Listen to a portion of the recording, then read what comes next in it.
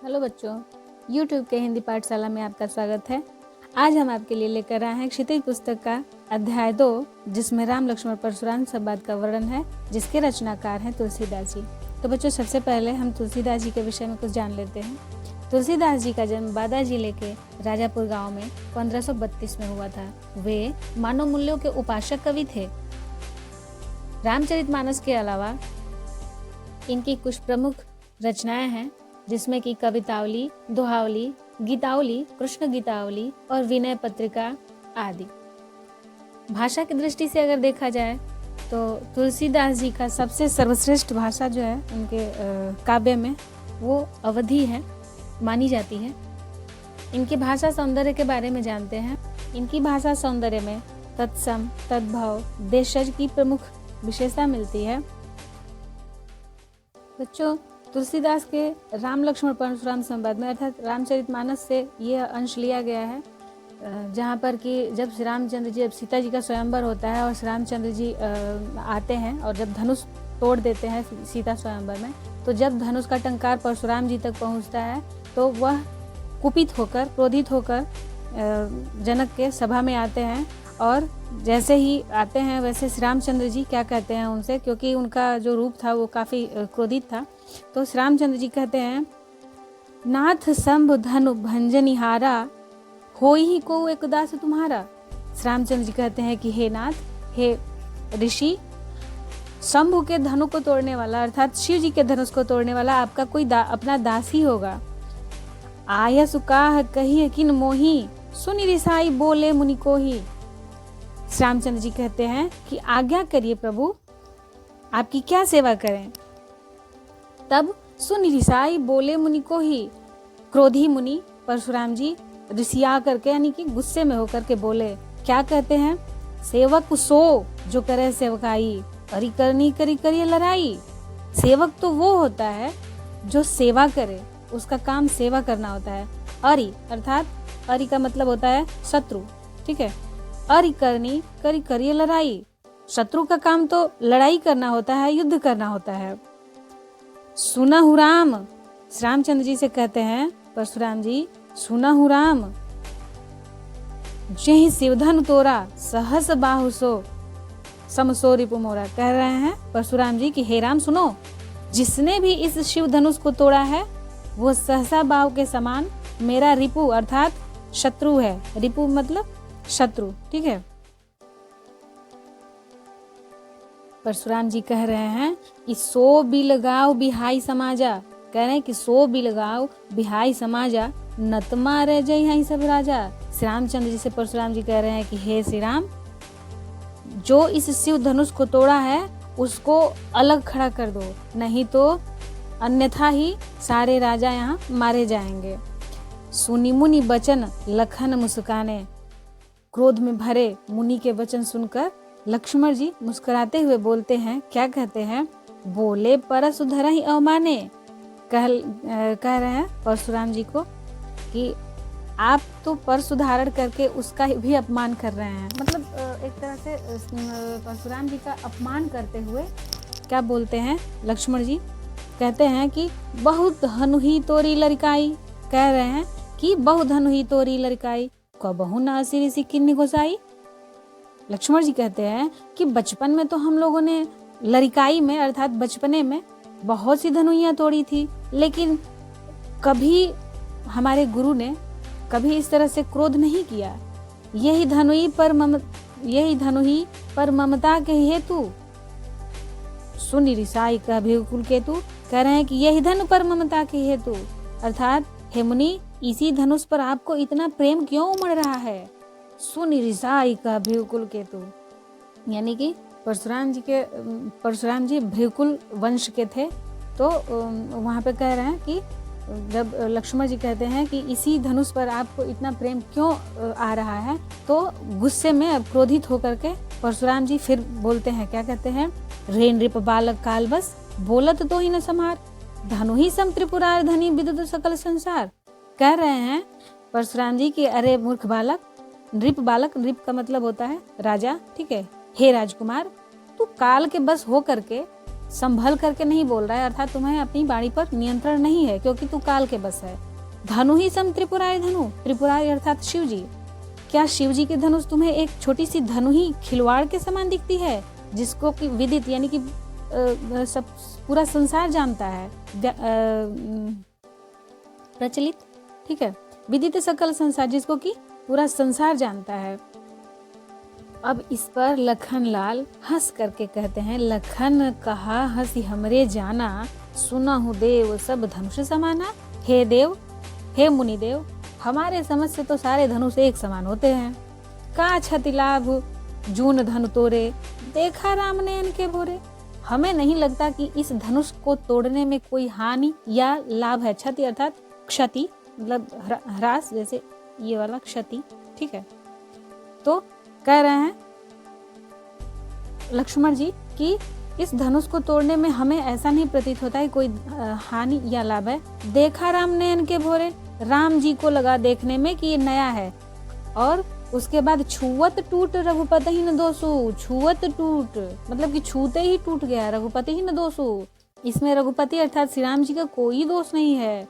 मुनि बिनु काज करिय कत रोसु, हे मुनि बिनु काज यानी कि बिना किसी कार्य के, रोसु अर्थात क्रोध करना, मुनि बिनु काज करिए कत रोसु, आप व्यर्थ में ही क्रोध कर रहे हैं, ऐसा लक्ष्मण जी कह रहे हैं परशुराम जी को। बोले चिते परसु की ओरा, अब तो इतना कहने पर हमारे परशुराम जी क्रोधित हो गए। कह रहे हैं कि बोले चिते परसु की ओरा, परसु की तरफ देखते हुए बोल रहे हैं, अपने जो उनका हथियार था परसु। रेसठ सुने स्वभाव न मोरा, रे दुष्ट, क्या तूने मेरे स्वभाव को नहीं जाना है, कभी नहीं सुना है। बालक बोल बधाओ नहीं तो ही, तुम्हें बालक समझ करके तुम्हारी बाणी को सुन करके तुम्हारा वध नहीं कर रहा हूँ। केवल मुनि जड़ जाना ही मोही, तुम मुझे केवल मुनि बुद्धिहीन ही जानते हो। जड़ मतलब जैसे मुनि जो होते हैं थोड़े शांत स्वभाव के होते हैं। तो लक्ष्मण जी से कहते हैं परशुराम जी कि तुम मुझे एक जड़ मुनि अर्थात शांत स्वभाव के मुनि ही जानते हो। बाल ब्रह्मचारी अत को ही कह रहे हैं परशुराम जी कि मैं बाल ब्रह्मचारी और अत्यंत क्रोधी स्वभाव का हूँ। विश्व विदित क्षत्रिय कुल द्रोही, पूरा विश्व विख्यात है, सारी पूरा संसार जानता है कि मैं क्षत्रिय कुल का द्रोही हूँ, अर्थात क्षत्रिय कुल का नाश करने वाला हूँ। भुजबल भूप, अब यहाँ पे कह रहे हैं कि भुजबल भूमि, भूप बिनु किन्ही, अपने भुजाओं के बल से इस भूमि, भूप अर्थात राजा, बिनु किन्ही, भुजबल अपने भुजाओं के बल से भूमि को राजाओं से विहीन कर दिया। विपुल बार महिदेवन देनी, और अनेकों बार इस भूमि को ब्राह्मणों को दान कर दिया। सहस बाहु भुज छेद निहारा, परसु विलोक महीप कुमारा। हे राजा, हे राजकुमार, महीप यानी राजा, हे राजकुमार, इस सहस मेरे फावड़े को यानी कि जो उनका परसा था उसको दिखाते हुए बोल रहे हैं कि यह सहसा बाहु का खंडन करना था, उसको मारने वाला इस परसे की तरफ देखो। ठीक है, आगे कह रहे हैं परशुराम जी, मातु पिता ही जन सोच बस, करसी महिष किशोर, गर्भन के अर्भक दलन, परसु मोर अति घोर। यहाँ पे परशुराम जी कह रहे हैं कि हे राजकुमार, महिष यानी कि राजा, किशोर यानी पुत्र, मातु पिता ही जन सोच बस, हे राजकुमार, अपने माता पिता को व्यर्थ ही तुम सोच में डाल रहे हो, अर्थात संकट में डाल रहे हो।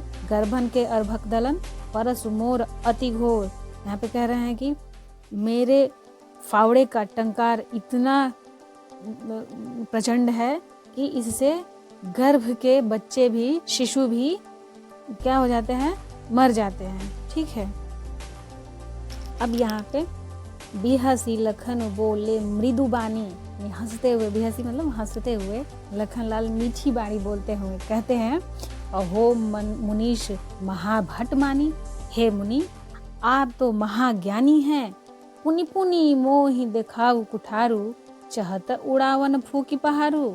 हे मुनि आप तो अत्यंत ज्ञानी हैं, आप बार बार, पुनि पुनि अर्थात बार बार अपना कुठार मुझे दिखा करके आप क्या चाहते हैं कि जैसे फूक देने से पहाड़ उड़ जाएगा, चहत उड़ावन फूक पहाड़ू, अपने फूंक से पहाड़ को उड़ाना चाहते हैं, अर्थात ऐसा प्रतीत हो रहा है कि आप फावड़ा दिखा देंगे और आपका फावड़ा मुझे काट डालेगा।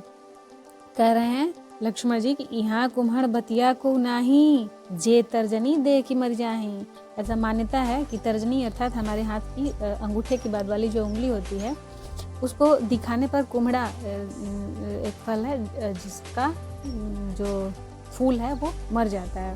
तो कह रहे हैं लक्ष्मण जी यहाँ कुम्हड़ बतिया को नहीं, यहाँ पे कुम्हड़े की बतिया नहीं है, जो आप बार बार उंगली दिखा रहे हैं उससे मर जाएगा। ठीक है, आगे कह रहे हैं लक्ष्मण जी, देखी कुठारु सरासन बाना, मैं कछु कहा सहित अभिमाना। आपके कुठार और सरासन को देख करके, अर्थात आपने जो हथियार लिए हुए हैं उसको देख करके मैं कुछ अभिमान करके बोल दिया था, लेकिन क्या हुआ, भृगुसुत समुझ जनेऊ बिलो की, जो कछु कहूँ सहौ रिस रोकी। हे परशुराम जी, भृगुसुत समझी, भृगु कुल के आप पुत्र हो और जनेऊ जो धारण किए हुए हो, उसको देख करके आप जो कुछ भी कहे जा रहे हैं उसको सुन करके मैं अपने क्रोध को रोके हुआ हूँ। सुर महिसुर हरिजन अरुगाई, हमरे कुल इन पर न सुराई। यहाँ पे कह रहे हैं लक्ष्मण जी कि यहाँ पे मनुष्यों, देवताओं, हरिजन यानी कि हरि के जो भक्त हैं और गौ पर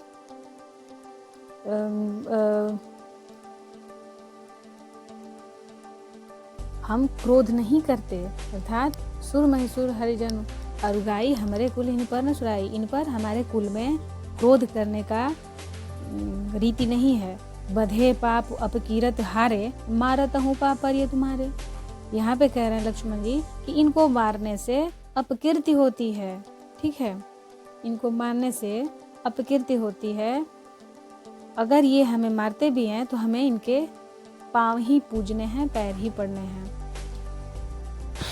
कोटि कुलिस सम बचन तुम्हारा, व्यर्थ धरहु धनु बाण कुठारा। यहाँ पे चिढ़ाते हुए, व्यंग्य करते हुए लक्ष्मण जी कहते हैं कि कोटि कुलिस, कोटि मतलब करोड़ों, कुलिस सम वचन तुम्हारा, करोड़ों हथियार से के समान आपके जो वचन हैं वो हैं व्यर्थ धरहु धनु बाण कुठारा। आप तो धनु और कुठार व्यर्थ में ही ले रखे हैं, क्योंकि इसका काम तो आपका ये वाणी ही कर दे रहा है।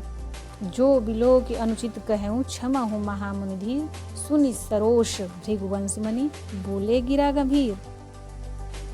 ठीक है, यहाँ पे कह रहे हैं लक्ष्मण जी कि जो बिलो की अनुचित कहूँ, क्षमा हूँ महामुनि धीर, सुनि सरोष भृगुवंश मुनि, बोले गिरा गंभीर। कह रहे हैं कि जो भी मैं कुछ अनुचित कह रहा हूँ उसके लिए मुझे क्षमा करिएगा।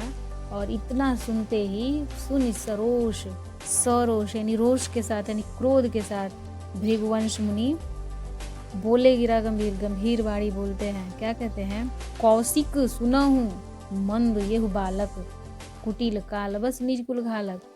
कौशिक यानी कि श्री राम जी के गुरु कह रहे हैं उनसे कि जो उनके साथ विश्वामित्र जी जो आए थे उनको कौशिक भी बोलते हैं, उनका कौशिक नाम है। तो यहाँ पे उनको संबोधित करते हुए कह रहे हैं परशुराम जी की कौशिक, यह विश्वामित्र, सुनो, मंद यह बालक, कुटिल कालबस निज कुल घालक, अपनी कुटिलता के कारण अपने कुल का नाश करने वाला होगा। भानुवंश राकेश कलंकु, निपट निरंकुश अबुध असंकु। ये भानुकुल का पुत्र, अर्थात यानी कि जो सूर्यकुल या भानुकुल कहा जाता है श्री रामचंद्र जी के वंश को, तो कह रहे हैं कि भानुकुल के यानी कि अपने वंश का राकेश कलंक, राकेश मानी चंद्रमा, जैसे चंद्रमा पे एक कलंक दाग लग गया था, उस तरह से ये अपने कुल का दाग लगाने वाला होगा, अर्थात अपने कुल का नाश करने वाला होगा। क्योंकि यह निपट निरंकुश अबुध असंकु, अबुद्धि और निरंकुश है और इसको थोड़ा भी डर नहीं है। फिर कह रहे हैं काल कवल हो ही छन माही। परशुराम जी कह रहे हैं कि काल कवल यानी कि काल का निवाला बनने वाला है थोड़ी ही देर में। छन माही कहो पुकार खोरी मोहिना है, सबको मैं कहे दे रहा हूँ, मुझे कोई दोष नहीं देगा। ठीक है, तुम हट कहूँ चौ चहूँ बारा, जो चहूँ बारा, कही प्रताप बल रोष हमारा। कह रहे हैं परशुराम जी विश्वामित्र जी से कि अगर तुम चाहोगे तो अपने हट करके, इसको मना करके और बचा सकते हो मुझसे। कही प्रताप बल रोष हमारा, हमारा क्रोध, बल और प्रताप के बारे में इसको बता दो। ठीक है। इसके बाद कह रहे हैं लक्ष्मण जी, लखन कहे मुनि सुजस तुम्हारा, तुम्हारी अछत को बर न पारा। लखन लाल जी फिर से यहाँ पे एक बार व्यंग करते हुए कह रहे हैं कि लखन कहे मुनि सुजस तुम्हारा है, हे मुनि तुम्हारा सुयश यानी कि जो अपनी जो बड़ाई है तुम तो खुद ही किए जा रहे हो, तुम्हारी अछत को बर न पारा। अनेकों बार तुमने खुद ही अपनी तारीफ कर ली, वर्णन कर लिया अपने प्रताप का।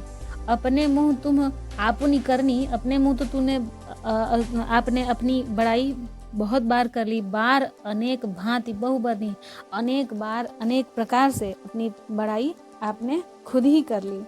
नहीं संतोष तक पुनिक चुका हूँ। अगर इतने पर भी आपको संतोष नहीं है तो फिर से कुछ कह लीजिए। जन रिस रोक दुसह दुख सहूं, अपने क्रोध को रोक करके अत्यंत पीड़ा मत सहिए। वीर व्रती तुम धीर अछोहा, गारी देत न पावहु शोभा।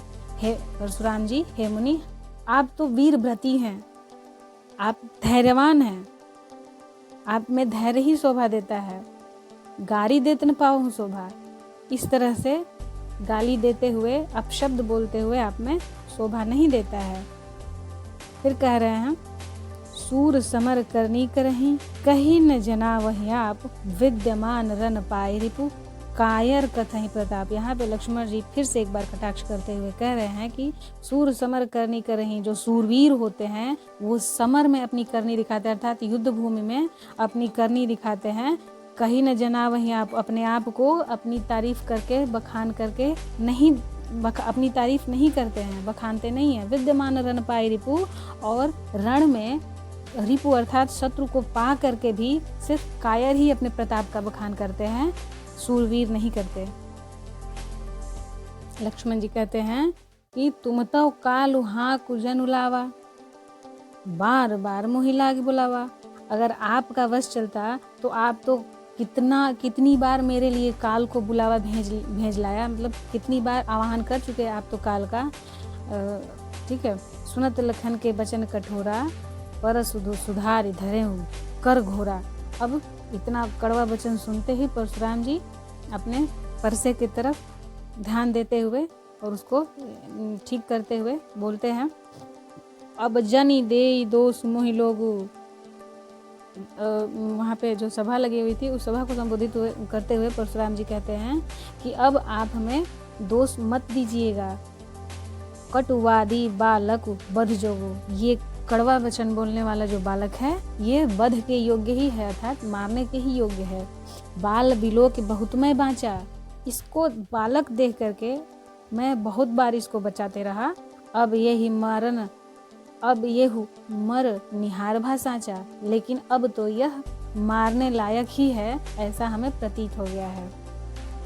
कौशिक कहा क्षमी अपराधु। कौशिक अर्थात विश्वामित्र जी कहते हैं कि बालक है, बाल दोष गुण गणहीन साधु, साधुगण बालकों के गुण और दोष नहीं गिनते हैं, इस अबोध बालक को आप क्षमा कर दीजिए। परशुराम जी से कहते हैं विश्वामित्र जी, खर कुठार मैं अकरुण को ही, आगे अपराधी गुरुद्रोही। अब परशुराम जी कहते हैं फिर से एक बार कि खर कुठार मैं अकरुण को ही, मैं कुठार को धारण करने वाला बहुत ही क्रोधी स्वभाव का हूँ, और आगे जो मेरे सामने जो खड़ा है वह कौन है? गुरु का द्रोही है, अर्थात संतों का द्रोही है, मतलब मैं मुनि हूँ और मुझसे इस तरह से वाद विवाद कर रहा है।